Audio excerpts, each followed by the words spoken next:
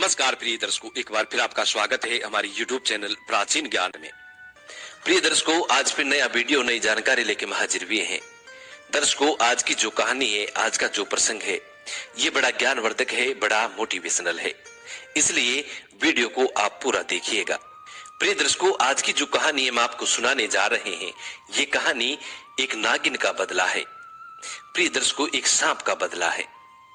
एक किसान और एक सांप दोनों की कहानी है। प्रिय दर्शकों, ये कहानी बड़ी मोटिवेशनल है, बड़ी ज्ञानवर्धक है। तो ऐसा कहा जाता है कि जो मनुष्य इस कहानी को पूरी लगन से और पूरी ध्यान से सुनता है, उसके जीवन से समस्त प्रकार के विकार दूर हो जाते हैं। वो इंसान कभी भी गरीब नहीं रह सकता जो मनुष्य इस कहानी को ध्यान से सुनता है। सांप के बारे में तो आप सभी जानते होंगे कि सांप एक ऐसा जीव होता है जिसके पास मणि भी होती है, और जिस सांप के पास मणि होती है, प्रिय दर्शकों, उस सांप को इच्छाधारी नाग कहा जाता है। प्रिय दर्शकों, जो इच्छाधारी नाग होता है वो सब कुछ करने में सक्षम होता है। वो हर वो काम कर सकता है जो इम्पॉसिबल होता है। कहानी शुरू करने से पहले जो लोग हमसे नए जुड़े हैं वो हमारे चैनल को सब्सक्राइब करें, बेल आइकन ऑन करें, अच्छे अच्छे कमेंट किया करें, ताकि हर आने वाले वीडियो का नोटिफिकेशन सबसे पहले आपको मिले और प्रिय दर्शकों, आप उसका फायदा उठा सकें। शुरू करते हैं प्रिय दर्शकों आज की प्यारी सी कहानी, ये प्यारा सा वीडियो। प्रिय दर्शकों, प्राचीन काल समय की बात है। एक किसान रोज अपने खेत में काम करने के लिए जाता था। प्रिय दर्शकों, वो किसान बैलों की जोड़ी लेकर और अपने खेत में जोत करता था। उस किसान ने तकरीबन अपने पूरे खेत के अंदर बैलों की सहायता से जोत निकाल दी थी। प्रिय दर्शकों, अब कुछ कोने बचे हुए थे। अब किसान के खेत में कोने बचे हुए थे जिनमें हल नहीं पहुंच पाया। अब किसान जो खेत के कोने बचे हुए थे, उन खेत के कोनों में कुदाली लेकर के और वहां की जमीन को खोदने लग जाता है। किसान खेत के 3 कोने खोद देता है और जब चौथे कोने में किसान पहुंचता है तो प्रिय दर्शकों, वहां पे दीमक जो बम्बी बनाती है वो एक छोटी सी बम्बी थी। अब वो किसान उस बम्बी को भी खोदने लग जाता है। प्रिय दर्शकों, अब जैसे ही किसान कुदाली से उस बम्बी पे मारता है तो प्रिय दर्शकों, वो बम्बी खुद जाती है और बम्बी खुदने के बाद एक सांप के 2 टुकड़े हो जाते हैं। जब सांप के 2 टुकड़े हो जाते हैं, सांप बीच में से कट जाता है। अब उस सांप के 2 टुकड़ों को देखकर वो किसान बड़ा दुखी हो जाता है। सोचने लगता है कि आज मेरे से बहुत बड़ा जघन्य अपराध हुआ है। किसान अपने मन ही मन बहुत पश्चाताप करता है। प्रिय दर्शकों, जब किसान उन दोनों सांप के टुकड़ों को दूर हटाता है और गौर से देखता है तो प्रिय दर्शकों, वो खुदी हुई बम्बी के अंदर एक छोटा सा सांप का बच्चा और था। ये देखकर किसान और भी ज्यादा दुखी हो जाता है। सोचने लगता है कि ये सांप का जो बच्चा है इसी सांप का है, लेकिन ये सांप तो मर चुका है, ये कट गया है, 2 भागों में बट गया है। अब इस सांप के बच्चे का पालन पोषण कौन करेगा? यही सोचकर वो किसान एक प्रतिज्ञा लेता है कि इस सांप के बच्चे से इसका पिता का साया मेरी वजह से हटा है, इसीलिए मैं ये प्रतिज्ञा लेता हूं कि इस सांप के बच्चे को मैं अपने बच्चे की तरह इसका लालन पालन करूंगा और इस सांप के बच्चे को अपने पुत्र की भांति ही रखूंगा। यही सोचकर वो किसान उस सांप के बच्चे को अपने घर ले आता है। घर लाकर के अपनी पत्नी से कहता है कि प्रिय, ये सांप का बच्चा है और इसका पिता मेरे हाथों मारा गया है, इसीलिए अपनी गलती का पश्चाताप करने के लिए इस सांप के बच्चे को मैं घर लेके आया हूं और इसका लालन पालन हम अपने पुत्र की भांति करेंगे। प्रिय दर्शकों, उस किसान के एक छोटा बच्चा था, उसका भी एक छोटा पुत्र था जो बहुत ही छोटा था। प्रिय दर्शकों, अब किसान की पत्नी भी किसान की बात को मान लेती है। वो भी बहुत भोलेपन की थी, बहुत सीधी थी। तो जैसे ही किसान कहता है तो किसान की पत्नी मान लेती है और अपने पति से कहने लगती है कि ठीक है पिया जी, एक तो हमारा स्वयं का पुत्र है, दूसरा ये सांप का पुत्र है। इस सांप के पुत्र को भी हम अपने पुत्र की भांति प्रेम करेंगे, हमारे पुत्र की भांति इसको रखेंगे। जिस वक्त किसान के हाथों सांप मारा गया था, उस वक्त उस बम्बी के अंदर वो सांप था और उसका बच्चा था। नागिन उस बम्बी के अंदर नहीं थी। प्रिय दर्शकों, जब किसान उस सांप के बच्चे को लेके अपने घर आ जाता है तो पीछे से वो नागिन उस बम्बी पे आती है। तो नागिन देखती है कि उसका पति सांप 2 टुकड़ों में बटा हुआ है और मरा हुआ पड़ा है। ये देखकर नागिन बड़ी दुखी होती है, विलाप करती है, चिल्लाती है। प्रिय दर्शकों, लेकिन कुछ नहीं होने वाला था। अब वो नागिन उस बांबी के अंदर घुसती है और उसके बच्चे की तलाश करती है। तो प्रिय दर्शकों, उस नागिन को उसका बच्चा भी नहीं मिलता है। अब वो नागिन और भी ज्यादा दुखी हो जाती है, बहुत रोती है, चिल्लाती है, विलाप करती है, क्योंकि अब उस नागिन का पूरा परिवार ही उजड़ गया था। एक तो उसका पति मारा गया, दूसरा उसका पुत्र नहीं मिल रहा था। अब वो नागिन सोचने लगती है कि जिसने भी मेरे पति को मारा है उसी ने शायद मेरे पुत्र को भी मार दिया है। यही सोचकर नागिन खूब जोर जोर से रोती है, खूब चिल्लाती है, लेकिन नहीं तो उसका पति जीवित होता है और न ही उसको उसका पुत्र मिल पाता है। प्रिय दर्शकों, अब अंत में जाकर के नागिन भी एक प्रतिज्ञा लेती है। अपने पति की मरी हुई लाश के समक्ष जाकर एक प्रतिज्ञा लेती है और नागिन प्रतिज्ञा इस तरह की करती है, जिसने भी मेरे पति को मारा है और मेरे पुत्र को मारा है उसका भी मैं वंश खत्म कर दूंगी, उसके परिवार में एक को भी जिंदा नहीं छोड़ूंगी। इस तरह की प्रतिज्ञा नागिन ले लेती है। अब प्रिय दर्शकों, वो नागिन इस तलाश में लग जाती है कि मेरे पति और मेरे पुत्र का हत्यारा कौन है, उसका कातिल कौन है। इस तलाश में नागिन लग जाती है। अब दूसरे दिन फिर से किसान अपने खेत में जाता है और बची हुई जमीन को कुदाल से खोदने लग जाता है।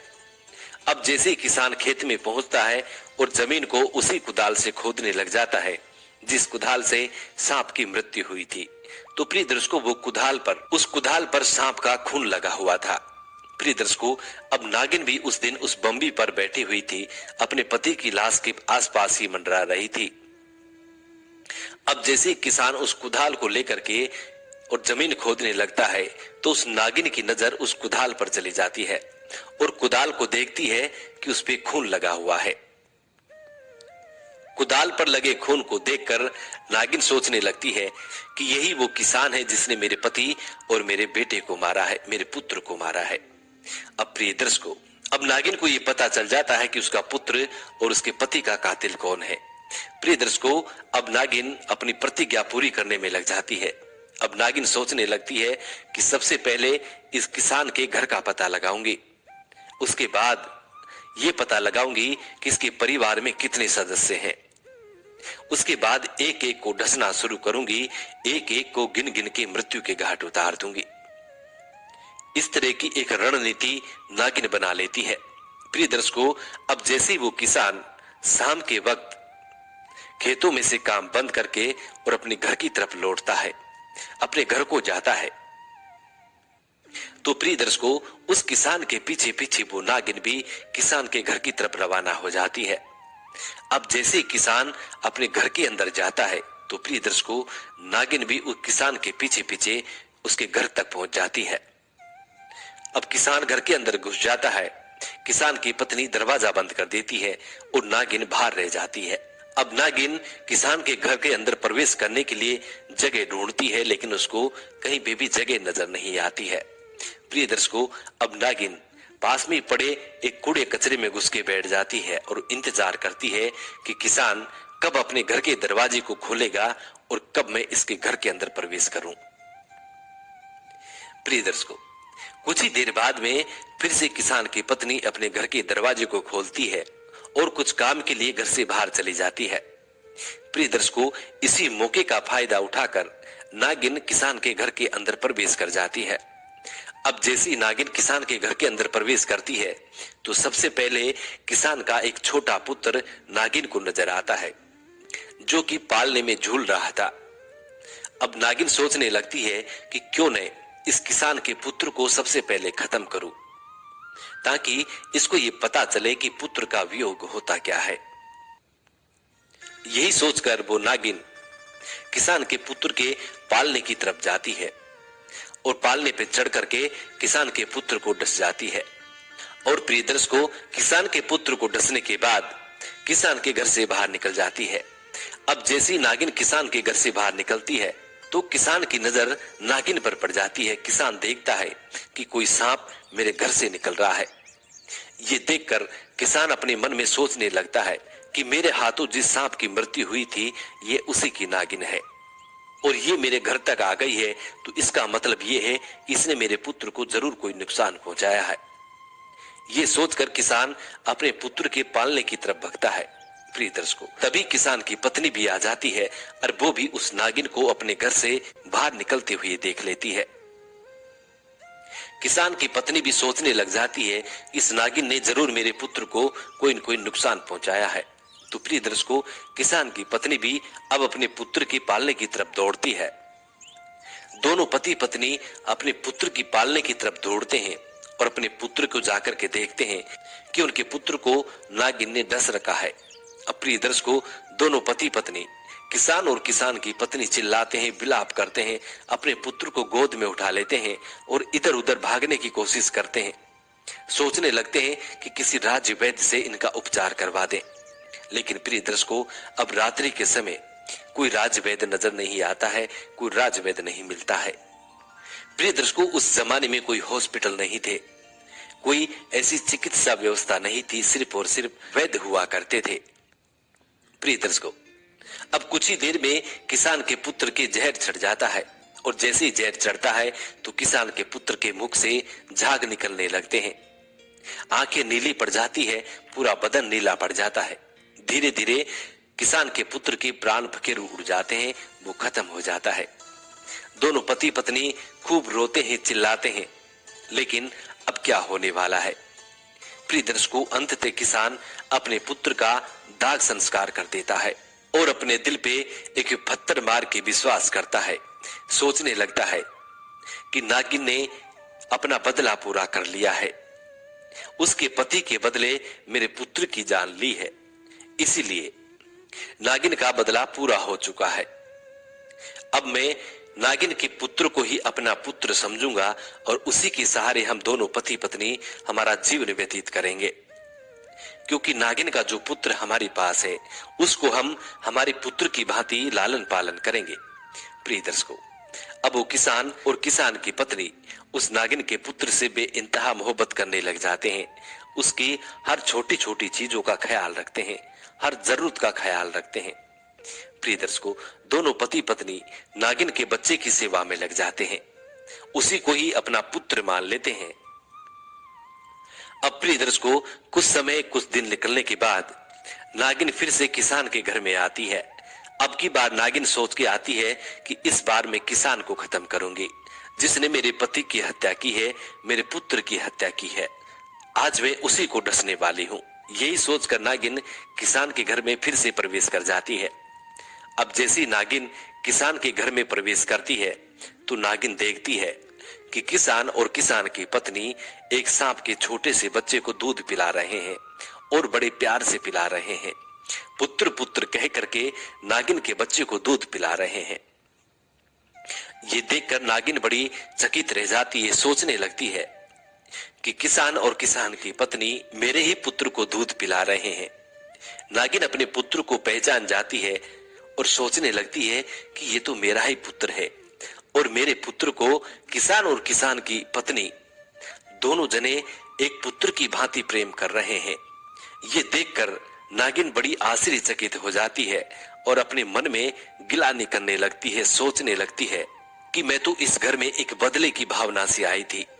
मैं तो यही सोच रही थी कि इस किसान के संपूर्ण परिवार को खत्म कर दूंगी, एक भी इंसान को जीवित नहीं छोड़ूंगी। लेकिन किसान और किसान की पत्नी बड़े दयालु हैं, बड़े धार्मिक प्रवृत्ति के हैं, जो मेरे पुत्र को अपने पुत्र की भांति प्रेम कर रहे हैं। इस नजारे को देखकर नागिन रोने लगती है, अपनी आंखों से आंसू बहाती है और अपने किए हुए पर पश्चाताप करती है। प्रिय दर्शकों, अब नागिन किसान के घर से वापस निकल के चली जाती है और अपने पति के मृतक शरीर के पास जाकर अपने पति से कहने लगती है कि पियाजी, मेरे से भी बहुत बड़ा पाप हुआ है।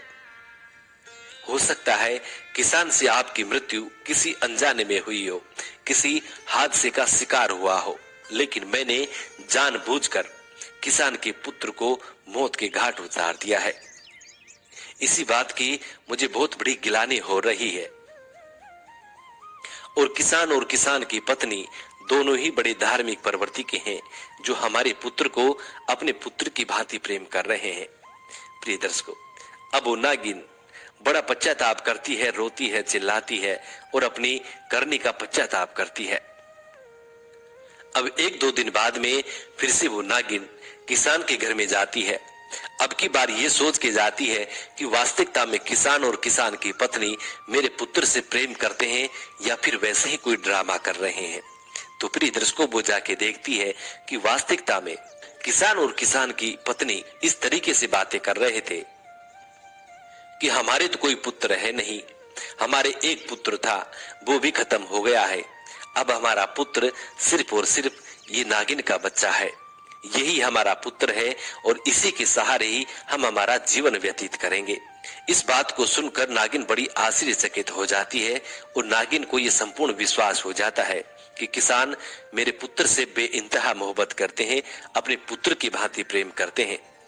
प्रिय दर्शकों, अब वो नागिन अपनी गलती का पश्चाताप करने के लिए सोचने लगती है कि मैंने इनके पुत्र को खत्म किया है, और इसका पश्चाताप करने के लिए नागिन दौड़ी दौड़ी शिव जी के मंदिर जाती है और भोलेनाथ की परिक्रमा करती है। और प्रिय दर्शकों, ऐसा कहा जाता है कि नाग और नागिन भोलेनाथ के परम भक्त होते हैं, और जब नाग नागिन दिल से यदि भोलेनाथ से कुछ भी चीज मांगते हैं तो प्रिय दर्शकों, देवादिदेव महादेव नाग और नागिन की इच्छा की पूर्ति भी करते हैं। प्रिय दर्शकों, अब वो नागिन भोलेनाथ की पूजा शुरू कर देती है, भोलेनाथ की सेवा शुरू कर देती है। अब वो नागिन भोलेनाथ से सिर्फ एक ही चीज मांगती है कि प्रभु, मैंने जाने अनजाने में किसान के पुत्र को खत्म कर दिया है, और अब मैं ये चाहती हूं कि उस किसान को किसी भी तरीके से एक पुत्र प्राप्ति हो। प्रिय दर्शकों, उस नागिन की पुकार को भोलेनाथ सुन लेते हैं। कुछ दिनों बाद में एक पंडित और एक पंडितानी एक छोटे सी नवजात बालक को लेकर के दौड़ते हुए, हाँफते हुए उस किसान के घर आते हैं और किसान से आकर के कहते हैं कि भैया, हमारे पीछे कुछ गुंडे पड़े हुए हैं और वो लोग हमारे पुत्र को मार देंगे, हमको मार देंगे। इसीलिए हम चाहते हैं कि हमारे पुत्र का किसी भी तरीके से प्राण बच जाए, इसलिए कुछ देर के लिए आप हमारे पुत्र को संभाल लीजिए। प्रिय दर्शकों, ये कहकर पंडित और पंडितानी दोनों अपने पुत्र को किसान की गोद में थमा देते हैं और वहां से भाग जाते हैं। प्रिय दर्शकों, किसान और किसान की पत्नी पंडित और पंडितानी के पुत्र को गोद में ले लेते हैं और अपने मकान के अंदर चले जाते हैं। प्रिय दर्शकों, अब दूसरे दिन जैसे किसान खेतों में काम करने के लिए जाता है तो वो देखता है कि खेतों में पंडित और पंडितानी दोनों मरे हुए पड़े थे।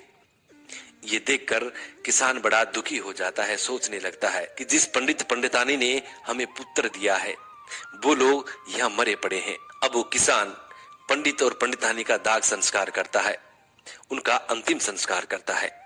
उसके बाद किसान और किसान की घरवाली पंडित के पुत्र का लालन पालन करते हैं और उसको अपना ही पुत्र मानते हैं। प्रिय दर्शकों, अब एक दिन नागिन किसान के घर में आती है और किसान अपने दोनों पुत्रों को खिला रहा था, यानी सांप के पुत्र को भी खिला रहा था और पंडित के पुत्र को भी खिला रहा था। तभी नागिन किसान के घर में पहुंचती है और ये नजारा देखकर बहुत खुश होती है, बहुत प्रसन्न होती है। नागिन सोचने लगती है कि किसान वास्तविकता में धर्मात्मा आदमी है, पुण्य आत्मा है। यही सोचकर नागिन वहां से वापस लौटने लगती है, लेकिन फिर से नागिन के दिमाग में ख्याल आता है कि अब मेरी जीने की कोई इच्छा नहीं है। प्रिय दर्शकों, उस नागिन के पास में नागमणि थी। अब वो नागिन धीरे धीरे किसान के पास जाती है और किसान के पास जाकर एक औरत का रूप धारण करती है। औरत का रूप धारण करके उस किसान से कहती है कि किसान, मैं तुम्हें एक चीज देने आई हूं, इस चीज को तुम संभाल के रखना, और ये चीज तुम्हारे घर में हमेशा रहनी चाहिए, कभी भी किसी को मत देना, भूल कर भी किसी अन्य व्यक्ति को मत देना। प्रिय दर्शकों, तब वो नागिन किसान को अपनी नागमणि दे देती है। नागमणि देने के बाद औरत के रूप से फिर से नागिन बन जाती है। अब वो किसान समझ जाता है कि ये वही नागिन है और अपने पुत्र को सहलाती है। अपने पुत्र को सहलाने के बाद किसान से कहती है, किसान मेरे पुत्र का हमेशा ख्याल रखना, लेकिन इतना ज्यादा विश्वास भी मत करना, क्योंकि हमारी जो प्रजाति है ये दुष्ट प्रजाति में गिनती आती है, इसलिए मेरे पुत्र पे इतना ज्यादा विश्वास भी मत करना। अब मेरा पुत्र स्वयं की रक्षा करने में सक्षम है, ये बड़ा हो चुका है। यदि मेरा पुत्र कभी भी भविष्य में तुम्हारे साथ कोई गलत करता है तो तुम्हारे पास मेरी नागमणि है। जब भी मेरा पुत्र किसी को यदि गलती से डस भी ले तो इस नागमणि को उस स्थान पे रख देना जिस जगह नाग डसता है। तुरंत उसका जहर खत्म हो जाएगा और वो व्यक्ति स्वस्थ हो जाएगा। प्रिय दर्शकों, ये कहकर नागिन वापिस किसान के घर से निकल जाती है और अपने पति के पास जाकर अपने प्राण त्याग देती है। उसके बाद किसान नाग और नागिन दोनों का भी दाग संस्कार करते हैं। प्रिय दर्शकों, इस तरीके से उस किसान का परिवार पूरा संपूर्ण हुआ। उसके बाद किसान पंडित के पुत्र और नागिन का पुत्र यानी नाग दोनों को अपना पुत्र की भांति प्रेम करते हैं। प्रिय दर्शकों, कुछ समय निकलने के बाद वो नाग भी भगवान की भक्ति करने लग जाता है, भोलेनाथ की भक्ति करने लग जाता है और उसे भी एक नागमणि प्राप्त होती है। प्रिय दर्शकों, अब वो नागिन का पुत्र भी कभी मनुष्य के रूप में अपने माता पिता के पास आता, यानी किसान के घर आता। इस तरीके से उनका जीवन व्यतीत होने लगा। प्रिय दर्शकों, उस किसान के घर में किसी अन्न धन की किसी चीज की कोई कमी नहीं रही। वो किसान हमेशा धर्म पुण्य में विश्वास रखता था। प्रिय दर्शकों, ये कहानियां समाप्त होती है। हम उम्मीद करते हैं कि आज की ये छोटी सी कहानी आप लोगों को बेहद पसंद आई होगी और इस कहानी से आप ढेर सारी प्रेरणाएं भी लेंगे।